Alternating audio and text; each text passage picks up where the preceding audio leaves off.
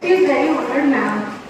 So I would like to say I would want to request all the parents right here कि अपने बच्चों को please please please आप लोग support करिए, उनको डांटिए, क्योंकि मेरे मम्मी पापा दोनों ने बहुत ज़्यादा मेहनत करी है मेरे पीछे, जिसके पीछे वजह से मैं यहाँ हूँ।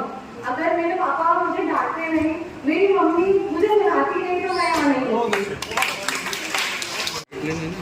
मैं सभी पेरेंट्स से बोलना चाहती हूँ कि प्लीज आप लोग अपने बच्चों को खूब डांटिए, खूब ज़्यादा पढ़िए और बोलिए कि पढ़े।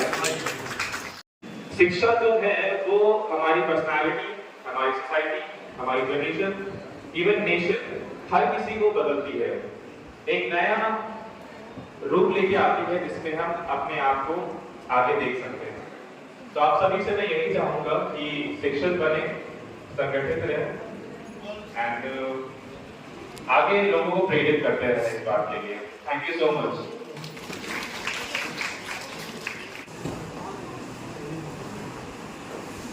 सर अपना परिचय दे दीजिए, किस तरह के कार्यक्रम का आयोजन किया जा रहा है? मैं दर्शनरतन रावण, प्रमुख आदि धर्म समाज।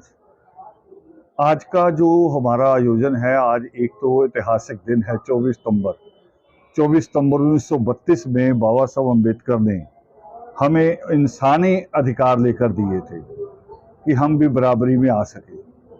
और जो बाबा साहब अम्बेडकर का सपना था, उन अधिकारों को लेते हुए उन्होंने सिर्फ अधिकारों की बात नहीं की, फिर हमें कहा कि आपका शिक्षित होना जरूरी है, इन अधिकारों का सही इस्तेमाल करना जरूरी है। अब शिक्षा के मामले में अभी भी अगर आप दलित बस्तियों में जाएंगे तो आपको लगेगा कि शिक्षा के प्रति लोगों में ना रुचि है, ना जागरूकता है। तो हम एक कैंपेन चला रहे हैं कि बच्चों में, उनके माँ बाप में शिक्षा के महत्व का उनको पता चले। दूसरा एक बात, बहुत बड़ी बात हो रही है कि आज जगह जगह ऐसे स्कूल, कॉलेज, इंस्टीट्यूट खुल गए हैं जिनका कोई अर्थ नहीं निकलता। 5-6 साल बच्चा लगाता है। जैसे बीटेक कॉलेज है आपके, बीटेक कॉलेज 2012 का जो रिकॉर्ड है, 2012 से 4.5 लाख बीटेक फालतू पैदा कर रहा है। अब वो कहाँ जाएगा ये बेरोजगार? उसने साल भी लगाए, माँ बाप ने पैसा भी लगाया, उम्मीदें भी लगाई, और उसका बना कुछ नहीं। फिर वो बैंक का पेपर आता है, उसको भर देता है।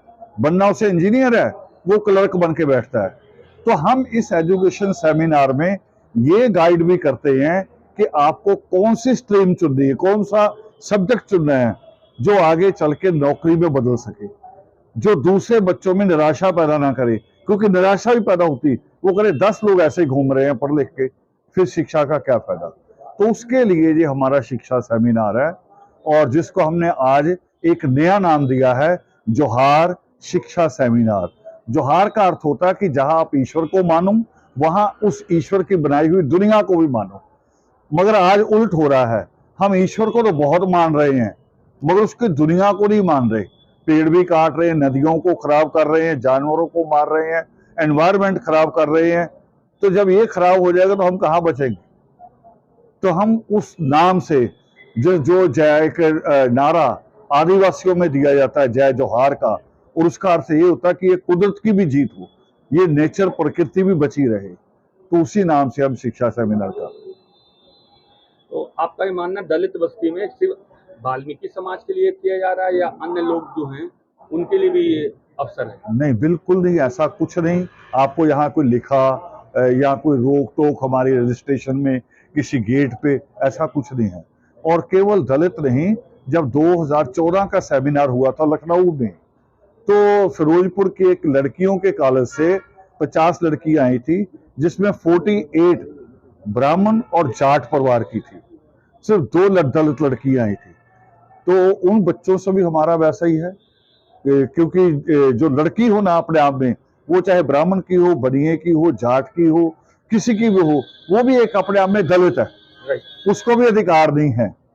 तो उस सब के लिए बाबा साहब अम्बेडकर ने भी फाइट किया और हम भी उस पर चल रहे हैं। तो आप किस तरीके से बच्चों को सहयोग करते हैं?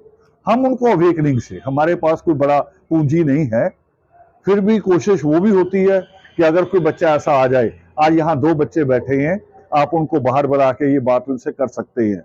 वो 2012 में हमारे पास आए थे या 2014 में, लखनऊ यूनिवर्सिटी के हॉल में प्रोग्राम था। तो उस वक्त उन्होंने +2 किया था मेडिकल से और हमारे मंच पे रोए थे छोटे बच्चों की तरह कि हमें कोई पैसा नहीं दे रहा, हमने आगे मेडिकल करना है।